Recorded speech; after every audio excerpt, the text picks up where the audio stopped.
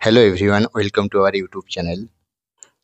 আজ আমরা NEET UG 2025-এর এক্সপেক্টেড কাট অফ নিয়ে ডিটেলস অ্যানালাইসিস করব। গতকাল এনটিএ তোমাদের রেজাল্ট পাবলিশ করে দিয়েছে।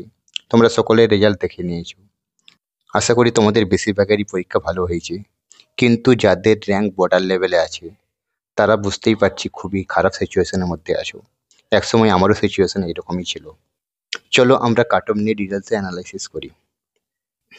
তোমরা দেখতেই পাচ্ছ এটা 2024-এর আগের বছরের কাট অফ, এটা 2023, এটা 2022।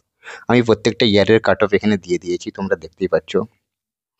2023-এর তুলনায় 2024-এ অল ইন্ডিয়া র্যাঙ্ক প্রায় 4000-এর মতো বেড়ে গিয়েছিল জেনারেল ক্যাটাগরিতে। 2022-এর থেকে 2023-এ প্রায় 2000-এর মতো ইনক্রিজ করেছিল। তাই 2025-এ কাট অফ কত হতে পারে 2024-এর অল ইন্ডিয়া র্যাঙ্ক দেখে কখনো বলা যাবে না। এবছর আশা করা যায় আগের বছরের থেকে আরও বেশি অল ইন্ডিয়া র্যাঙ্ক পর্যন্ত কাট অফ যেতে পারে। সেটা প্রত্যেকটা ক্যাটাগরির ক্ষেত্রেই প্রযোজ্য। আগের বছর জেনারেল ক্যাটাগরিতে 40,000, ইডব্লিউএসে 1,00,000, ওবিসি এতে 44,000, ওবিসি বিতে 49,000, এসসি 1,58,000, এসটি 6,17,000 পর্যন্ত রাউন্ড 3 অবধি কাট অফ গিয়েছিল। আশা করা যায় আগের বছরের তুলনায় আরও বেশি অল ইন্ডিয়া র্যাঙ্ক পর্যন্ত কাট অফ ইনক্রিজ করতে পারে। আমরা একবার সিট ম্যাট্রিক্সটা দেখে নিই। ইউআর ক্যাটাগরির জন্য 45%, ওবিসি এ 10%, ওবিসি বি এটা 7%, ইডব্লিউএস 10%, এসসি 22% আর এসটি 6%। টোটাল গভর্নমেন্ট 85% সিট আছে, 3084টা। এই বছরও টোটাল সিট এইরকমই থাকবে। এখন আমরা র্যাঙ্ক ভার্সেস মার্কসটা একবার লক্ষ্য করি। এক র্যাঙ্ক হয়েছে 686-তে, 40,000 র্যাঙ্ক হয়েছে 510-এ এবং 50,000 র্যাঙ্ক হয়েছে 500-তে। বাকি র্যাঙ্কগুলো দেখে নেবে, আমি ডিটেলসে দিয়ে দিয়েছি এখানে। তো প্রত্যেকটা অ্যাকুরেট আছে, আমার বেশিরভাগ ফ্রেন্ডেরই নাম্বার এগুলো।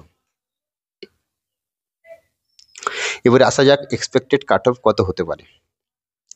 জেনারেল ক্যাটাগরিতে আগের বছর ছিল 40,602, এই বছর একটু বাড়তে পারে, 40,000 থেকে এটা 42,000 থেকে 43,000 হতে পারে।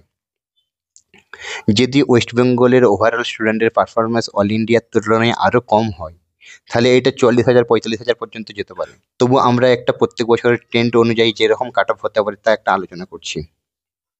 জেনারেল 42,000 থেকে 43,000, এই নাম্বারে আসছে 508 থেকে 509।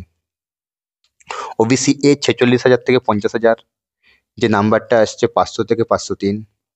ওবিসি বি 55,000 থেকে 56,000, আগের বছর ওবিসি বি এর কাট অফ ছিল 49,000, এবছর 55,000 থেকে 56,000 পর্যন্ত যেতে পারে। মার্কস 498 থেকে 499।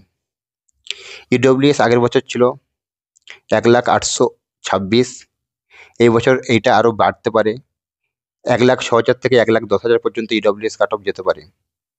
তবে ইডব্লিউএস এর কাট অফটা নিয়ে কোনো কিছু বলা যাচ্ছে না, কারণ এই র্যাঙ্কের মধ্যে কতজন ভেরিফাইড ইডব্লিউএস সার্টিফিকেট পাবে সেটা এখন বড় কোশ্চেনের।